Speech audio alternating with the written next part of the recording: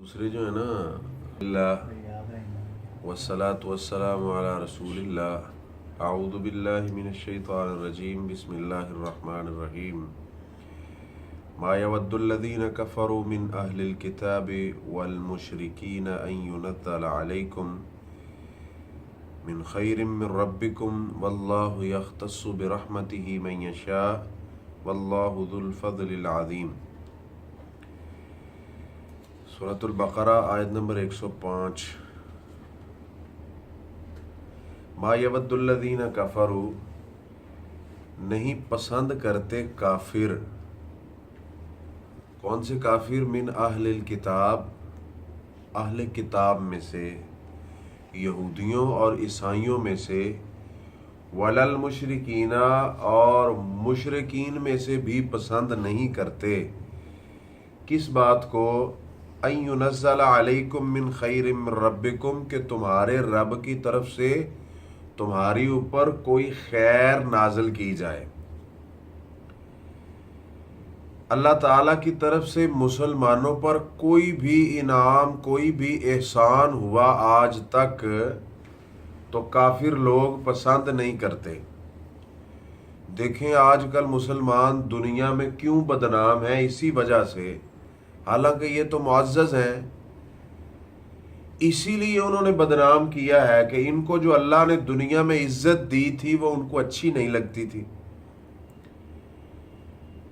اور اس جگہ پہ اللہ تعالیٰ یہ بتا رہے ہیں ہمیں کہ یہ تمہارے ازلی دشمن ہیں، تمہارے اوپر کوئی بھی خیر ہوگی نا تو ان کو اچھی نہیں لگتی۔ اسی وجہ سے تو اہل کتاب نے نبی صلی اللہ علیہ وسلم کی نبوت کو ماننے سے انکار کر دیا کہ اللہ تعالیٰ نے آپ پر یہ رحمت نازل فرمائی، یہ بہت بڑی رحمت ہے، تو ان کو یہ پسند نہیں تھی چونکہ ان کے قبائل سے باہر تھی۔ اور مشرکین مکہ نے کلمہ کیوں نہیں پڑھا؟ وہ کہتے تھے کہ یہ ایک غریب سا ہے، یتیم ہے، باپ اس کے سر پہ نہیں ہے، تو یہ کیسے ہو سکتا ہے کہ یہ نبی بن جائے؟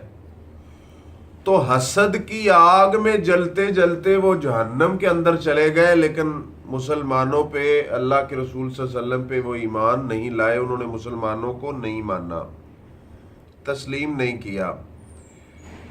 اور سورہ آل عمران آیت نمبر 119 کے اندر بھی اللہ یہی فرما رہے ہیں، ہا انتم اولائی تحبونہم ولا یحبونکم وتؤمنون بالکتاب کلہ وَإِذَا لَقُوكُمْ قَالُوا آمَنَّا وَإِذَا خَلَوْا عَضُّوا عَلَيْكُمُ الْأَنَامِنَ مِنَ الْغَيْظِ